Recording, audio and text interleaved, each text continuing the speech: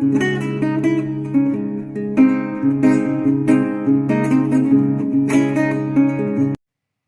साथियों, स्वागत है आपके अपने YouTube चैनल पर। हिंदी मास्टर कैडर 240 पोस्ट के लिए जो परीक्षा रणनीति रखनी चाहिए उस पर बात करेंगे। परीक्षा रणनीति अर्थात एग्ज़ाम स्ट्रेटजी केवल हिंदी मास्टर कैडर के लिए नहीं, यदि आप Punjabi, SST, English, math, science की भी तैयारी कर रहे हैं तब भी हो सकता है कि आपको इन पॉइंट्स को पढ़कर थोड़ा सा लगे कि हाँ, इस तरह से यदि हम चलेंगे तो अच्छे अंक लेकर उत्तीर्ण हो सकते हैं।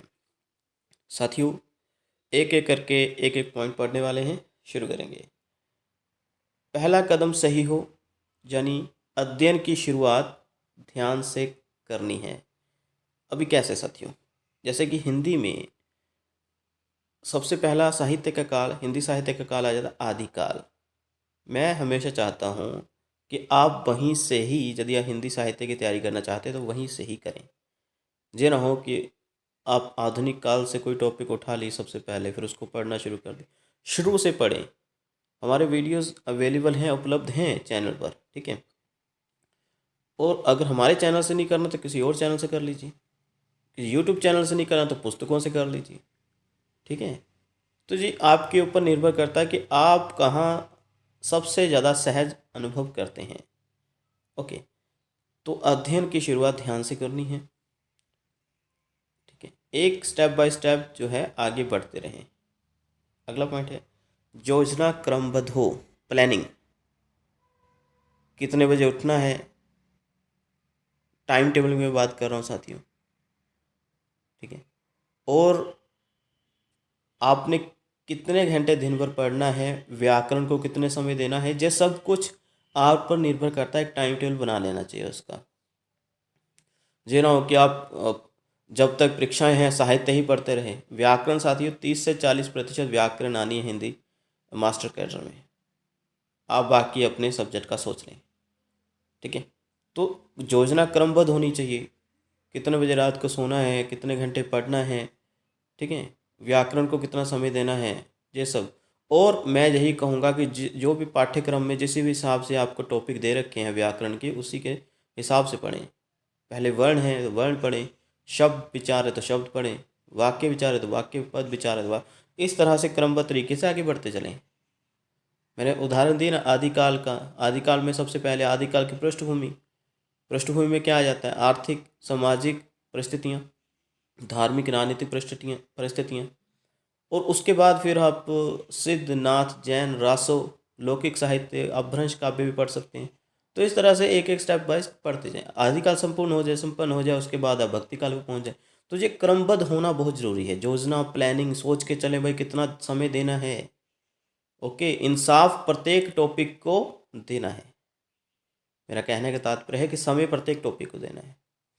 अगला पॉइंट साथियों, अगले पॉइंट पर बहुत सारे साथी सहमत भी हो सकते हैं, असहमत भी हो सकते हैं, लेकिन मैं अपना विचार दे रहा हूँ। आप क्या सोचते हैं वो कमेंट सेक्शन में ज़रूर बताइए। प्रत्येक जानकारी समझ कर ही कंठस्थ करनी है। कंठस्थ का अर्थ होता है याद करना, स्मरण करना, मेमोराइज करना। ओके, तो जो भी आप पढ़ रहे हैं, नोट से पढ़ रहे हैं, किताब से पढ़ रहे हैं, यूट्यूब से पढ़ रहे हैं, कहीं से भी, मैं यही कहता हूँ कि ऐसे समझे टॉपिक को, ठीक है। और फिर उसको मेमोराइज भी करें, कंठस्थ भी करना है साथियों, याद भी करना है। कई लोग बोलेंगे यार ये तो रट्टे मारने की बात कर रहे। साथियों, अगर नंबर लेना है तो करना पड़ेगा। कौन सा कवि किस काल में आता है, किस धारा के अंतर्गत आता है, ये तो पता होना चाहिए ना। ऐसे कैसे नंबर ले जाओगे आप फिर? तो कंठस्थ करना तो पड़ेगा भाई, चाहे हिंदी है, चाहे पंजाबी है, एसएसटी है। हाँ, मैथ साइंस की अलग बात है।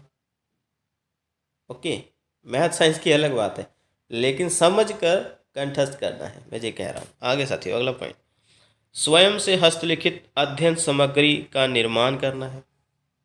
चौथा पॉइंट क्या कह रहा है कि स्वयं खुद से लिख कर नोट्स बनाने हैं। ओके, तो बहुत सारे लोग आएंगे, नोट्स ले लो भाई, पढ़ लो, नहीं होगा, ठीक है ना। आपके आगे कोई ऐसे थाली परोस दे, सब कुछ रखा जा रहा है, मज़ा नहीं आएगा। कई लोगों को खुद खाना बनाकर ही मज़ा आता है उसको खाने में भी, ठीक है ना। तो मैं यही कहूँगा कि हस्तलिखित सामग्री खुद तैयार करें। नोट्स मिल रहे हैं, रख लीजिए, अगर अच्छा लग रहा है पढ़ना, और उससे फिर नोट्स बना लीजिए, ठीक है। नोट्स नहीं बनाओगे आप याद नहीं रख पाओगे। नोट्स बनाओ, उसको दोहराओ और फिर परीक्षा के वक्त जो है उसको भी तब भी दोहरा लेना, ठीक है। आगे है ज्ञान का दायरा विस्तृत होना चाहिए। आप घर पर तैयारी कर रहे हैं, जैसे कोचिंग में तैयारी कर रहे हैं, तो बातें करते रहें अपने साथियों के साथ कि वो क्या सीख रहे हैं, उनको कितना आता है। विस्तृत, कुएं का मेंढक नहीं बनना है। बनोगे, घर पर रहोगे कि भाई मैं तो बहुत पढ़ रहा हूँ, मैं तो 8 घंटे पढ़ रहा हूँ, 10 घंटे पढ़ रहा हूँ, लेकिन आपने आपको जांचा ही नहीं, आपने कंपैरिजन ही नहीं किया, दूसरों को पता ही नहीं किया कि हाँ भाई वो क्या पढ़ रहे हैं, कैसे चलेगा। कुएं का मेंढक नहीं बनना है, विस्तार करना है अपने ज्ञान का।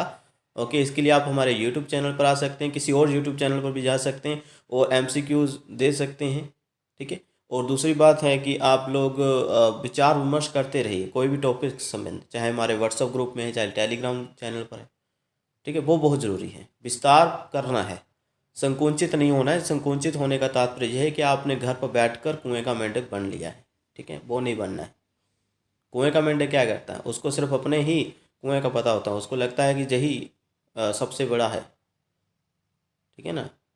आगे कुआं ही सबसे बड़ा है, इस तरह से मैं कहना चाहता हूँ, उसको यही लगता रहता है पूरी ज़िंदगी। बहुविकल्पी प्रश्नों का अभ्यास। कंटेंट सभी तैयार कर लेते हैं, सभी सामग्री पढ़ लेते हैं, पढ़ रहे हैं ऑलरेडी, लेकिन बहुविकल्पी प्रश्नों पर लोग जाते ही नहीं हैं, टेस्ट ही नहीं देना चाहते। कई लोग आते हैं व्हाट्सएप पर या जो कि यूट्यूब पर कि भैया हम आएंगे नहीं, आते हैं और रिस्पॉन्स भी कभी कभार देते हैं, कुछ वीडियो देखते रहते हैं कि क्या कोई बोल रहा है, लेकिन बहुविकल्पी प्रश्नों का उत्तर देने चाहिए, चाहे गलत हो साथी, कोई बात नहीं, इससे आपकी कमियों का भी पता चलेगा। ओके, तो इसलिए मैं यही कहूँगा कि बहुविकल्पी प्रश्न देना बहुत ज़रूरी है। इससे क्या आपका अभ्यास और आपका गैस जो है वो भी स्ट्रॉन्ग होता चला जाता है। ओके, अपनी कमियों पर ध्यान देना है। कोई भी टॉपिक जो आपको कठिन लगता है उस पर केंद्रित रहना है ज़्यादातर, ठीक है। जो भी टॉपिक आपको परेशान कर रहा है उसको क्लियर किए बिना आगे नहीं बढ़ना है, ठीक है। हर कमी पर ध्यान देना है। और अगला पॉइंट, इससे भी आप थोड़ा खफा हो सकते हैं कि भाई क्या बोल रहे हैं आप, दूसरे से कंपैरिजन क्यों करें, क्योंकि हर इंडिविजुअल अपने आप में है सही, क्योंकि हर इंडिविजुअल को अपना अपना दिमाग है ना। इंडिविजुअल डिफरेंसेस आपने बीएड में पढ़ रखा होगा, तो दूसरों से तुलना क्यों करें, करनी पड़ेगी भाई। ओके, करनी पड़ेगी यहाँ पर, क्योंकि ये कोई क्लास नहीं है कि हाँ 8वीं 9वीं 10वीं कक्षा या आपका बीए या बीएड कि भाई सिर्फ 33% या 40% ही पास होने के लिए चाहिए, नहीं। जहाँ पर कम मार्क्स का मतलब है कि आपका रिजेक्शन। तो इसीलिए दूसरों से तुलना करते रहना है कि भाई मुझे इतना आता है, वो बंदा ज़्यादा उत्तर दे रहा है तो उसका मतलब उसको ज़्यादा आता है, मुझे उससे आगे निकलना है। यही है 240 पोस्टों की सच्चाई कि जो ज़्यादा करेगा वो लेके जाएगा, जो नहीं करेगा वो रोएगा, ठीक है। आगे साथी नवा पॉइंट जो आपके सामने रखना चाहता हूँ क्या है, यह है परीक्षा के नज़दीक आते ही अध्ययन सामग्री का दोहराव आवश्यक है। आप नोट्स बना रहे हैं रोज, तब भी दोहरा करनी है, ठीक है। दिन में 2 बार कर लीजिए, 3 बार कर लीजिए, लेकिन परीक्षाओं के नज़दीक सबसे अधिक वहीं से पढ़िएगा, पुस्तकों को मत पढ़ना तभी। हाँ, कोई गलती हो गई है नोट्स को लिखने के लिए फिर पढ़ लीजिएगा, पुस्तकों को भी, ठीक है, करेक्शन कर लीजिएगा, हाँ, लेकिन परीक्षाओं के नज़दीक भाई घोटा लगा देना पूरा का पूरा। ओके, सबसे अंतिम पॉइंट जिसको मैं मानता हूँ मील का पत्थर, अति आत्मविश्वास नहीं चाहिए भाई,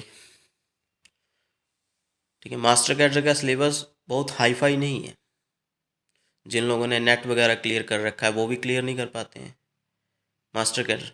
क्यों नहीं कर पाते, क्योंकि अत्यंत आत्मविश्वास आ जाता है कि भैया मैं तो कर ही लूँगा, नहीं होगा। यदि आपके पास ओवर कॉन्फिडेंट है तो अपना कंपैरिजन करते रहना है, मैं पहले भी बोला, ठीक है, लेकिन ज्ञान का विस्तार भी आवश्यक है, लेकिन कॉन्फिडेंट ये नहीं होना चाहिए कि मुझे सब कुछ आता है। जहाँ पर रिजेक्शन पर, ठीक है, मैं बोलूँगा कि आप आगे बढ़ते रहेंगे। रिजेक्शन पर आगे बढ़ना मतलब रिजेक्शन होगा, फिर सिलेक्शन है, सिलेक्शन चाहिए तो भाई आत्मविश्वास होना चाहिए, अत्यंत नहीं। आत्मविश्वास है, आपको सही उत्तर पता है, आप टिक कर पाओगे। अत्यंत आत्मविश्वास है कि हाँ यही उत्तर है, सही भी गलत कर दोगे। ठीक है, तो ये भी नहीं कहना है कि भाई मुझे सब कुछ आता है, सब कुछ आता है, सब कुछ आता है। इस तरह से बहुत लोग बोलते हैं, भाई मेरी तो तैयारी फुल है। देखिए, परखिए, दूसरों के साथ कंपैरिजन करिए। ओवर कॉन्फिडेंस में बंदा हमेशा पीछे रह जाता है, तो इसलिए ये नहीं होना चाहिए। प्रैक्टिस करते रहिए, बस अपने आप को परफेक्ट बनाते रहिए। परफेक्ट तो कौन बनता है, हाँ ये है कि थोड़ा गुड से बेटर बनाया जा सकता है। ठीक है, ये रही साथियों रणनीति जो मुझे लगा कि आपके सामने रखनी चाहिए। बाकी अपने पॉइंट्स आप रख सकते हैं। प्रत्येक व्यक्ति अपने हिसाब से सोचता है, अपने अपने हिसाब से ही करता है। ठीक है, लेकिन फिर भी इन स्टेप्स को आप फॉलो कर सकते हैं। धन्यवाद साथियों।